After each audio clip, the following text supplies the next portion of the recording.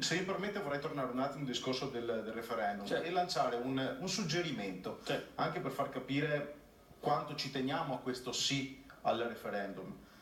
Io sono un imprenditore, adesso non entro nel merito e non voglio fare pubblicità. Ho lanciato una campagna, ho 100 e passa agenzie viaggi.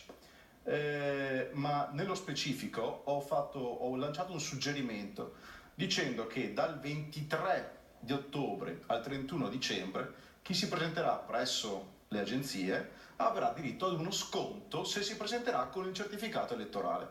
Non sto dicendo votate sì, anche perché comunque non posso saperlo, sto semplicemente auspicando che questo segnale possa essere un segnale duplicato da tantissimi imprenditori, artigiani o comunque liberi professionisti che ci tengono a questo principio, ci tengono a questo referendum, e potrebbe essere uno stimolo veramente per fare abbinare due cose: operazione di marketing, di questo stiamo parlando, e contestualmente lo stimolo di portare i veneti a votare. Potrebbe essere un'idea da sviluppare anche per tantissime altre attività commerciali.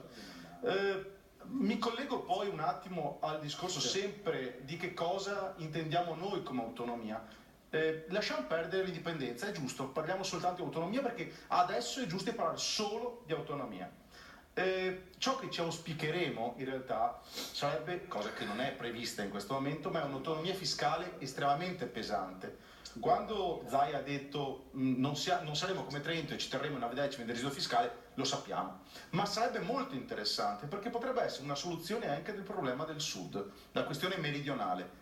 Sembra assurdo, ma in realtà è veramente così.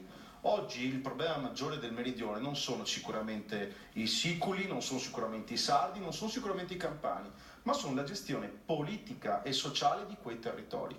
La politica del meridione è da troppo tempo che ha convenienza a vedere in quelle zone l'assistenzialismo, perché l'assistenzialismo è un contenitore di voti.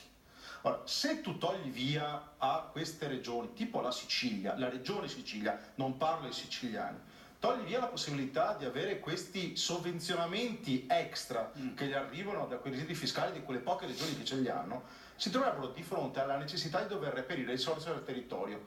L'unico modo per reperire risorse dal territorio è creare impresa. Sembra assurdo, ma l'impresa rende liberi. È un dato di fatto. Quindi se tu crei impresa, crei economia, crei libertà. Questo però andrebbe a deficitare quello che è il sistema politico delle regioni del Mezzogiorno. Allora ribadisco, togliere via i soldi potrebbe essere un sistema per sviluppare veramente le capacità produttive di un meridione che oggi è affossato dalla politica. Allora, Leonardo Padre.